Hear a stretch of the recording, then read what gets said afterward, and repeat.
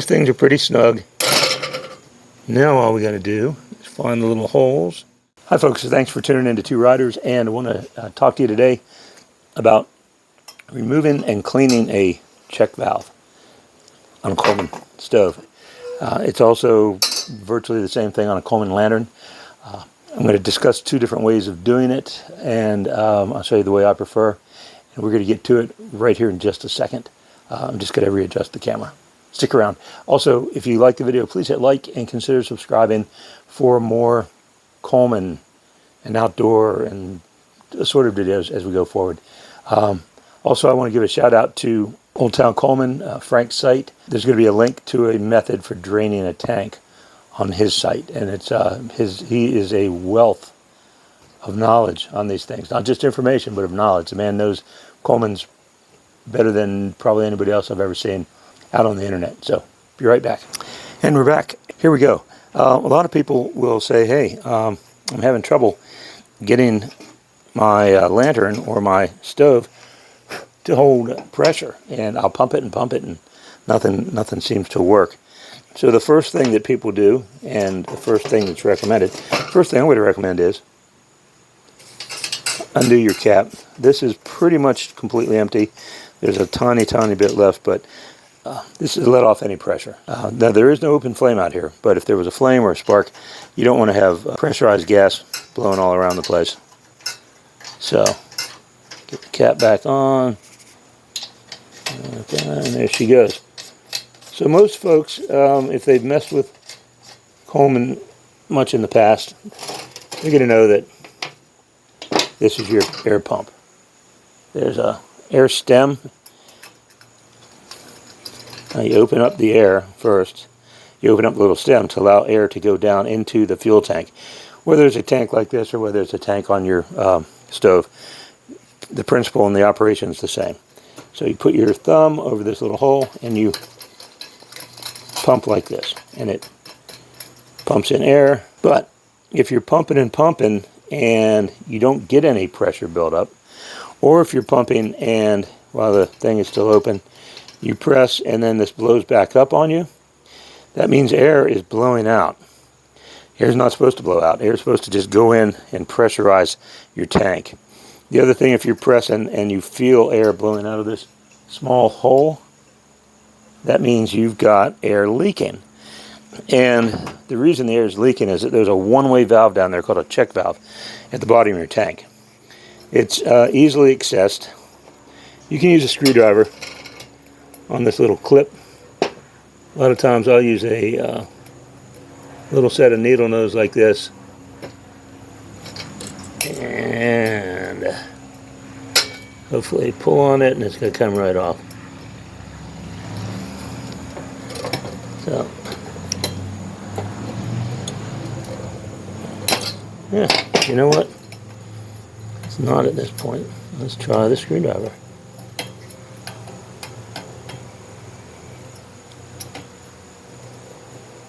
Alright, here comes your clip. Put that down and save it, because otherwise you got to go buy one. And then unscrew your pump device here, so it's going to unscrew all the way from the air stem, which is right here. And the pump has a couple of parts. The first thing that most people do when it's not holding pressure is replace this little gasket, this little cap. On almost all of mine, I've replaced them, the old leather ones with new leather, the plastic ones with leather, because I think the leather is just thicker and it seems to seal better. But put your parts aside, and now this is your air stem.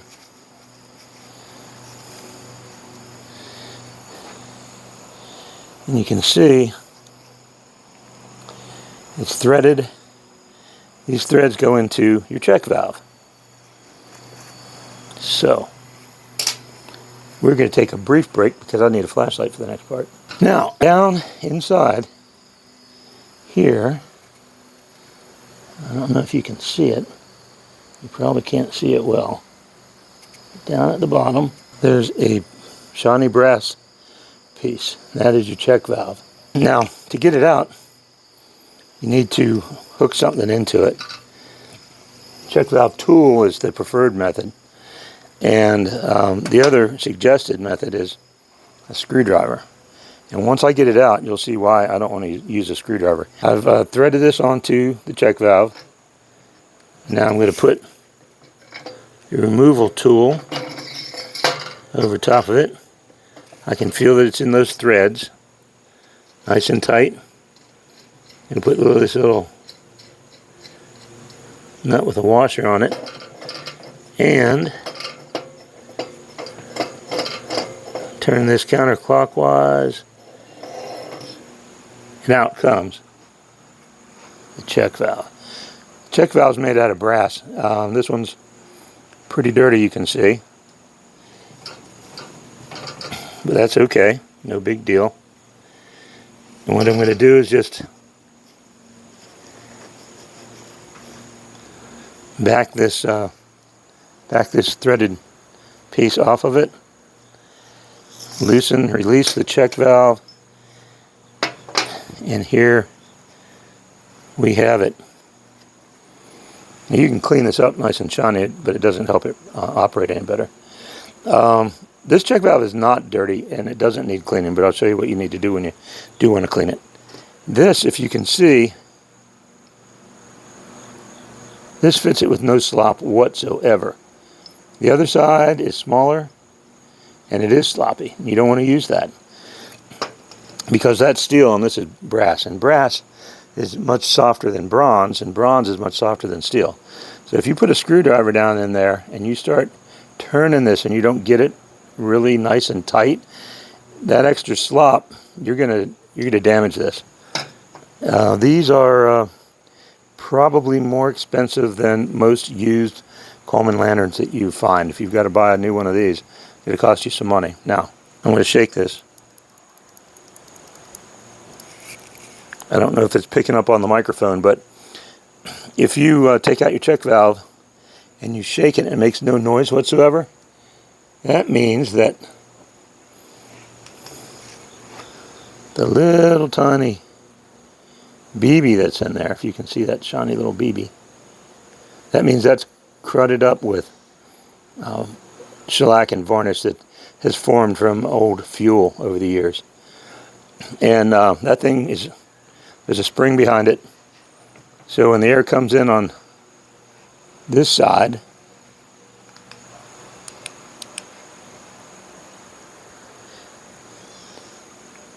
the air presses the ball down against the spring, and then when you go on the upstroke with your pump, the ball comes up to block it. It's a one-way valve. Lets air in, doesn't let air out. If when you shake it, you don't hear the little BB moving, that means it's like I say, it's stuck. You can either take something like carburetor cleaner and shoot in here on each side. A little less sort of toxic way to do it is to put about 1 inch of white vinegar in a little tiny pot. Put it on a low simmer and just let this simmer in there for about 10 minutes.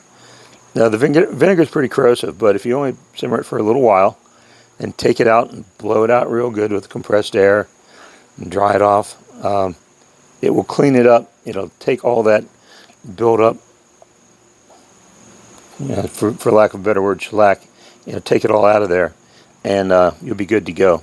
So what we're going to do now is put this back in.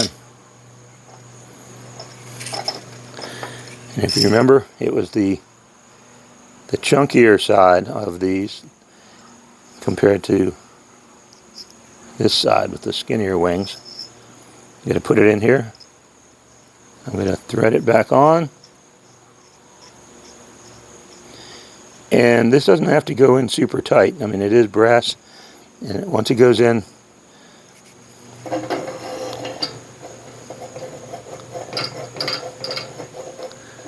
you can feel that it tightens up. That's it. And do a little bit more than hand tight with the pliers. That should be perfectly good. And now I'm just going to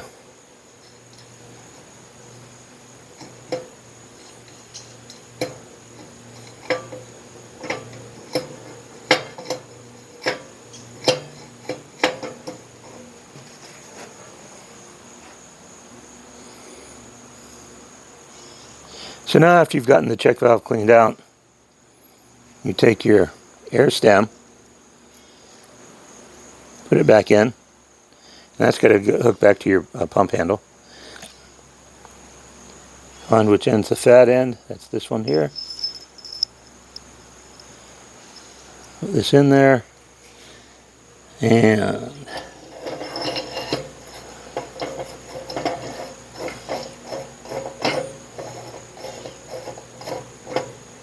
okay, snug it. Put my tool back over here. You can see this is wet with oil. I usually keep it oiled up. And you just have to manipulate the cap a little bit with your fingers. The cap's a little bit oversized because you want a good seal. Alright, now we've got that back together. Now all we got to do is find the little holes for our bail wire and attach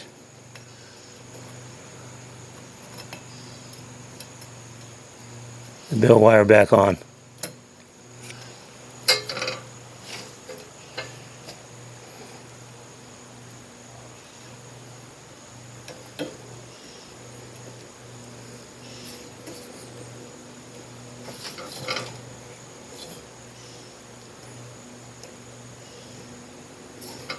These things are pretty snug. And it's somewhere here on the table. I will get it, put it on, and be right back. And there we go. We've got it back together. You can find this. Used to be able to find it old Coleman parts. Sometimes it's in stock, sometimes it's not. This tool cost about $40, but I tell you what, it's invaluable. Like I say, if you look at the thickness of this versus this, you've got to grind off a fair amount of a screwdriver to get it to fit that check valve. And if you've got a grinder and if you're good with it, and if you don't mind sacrificing a screwdriver, there's a pretty old one. It's a Craftsman, but it's an old Craftsman. You could grind it down.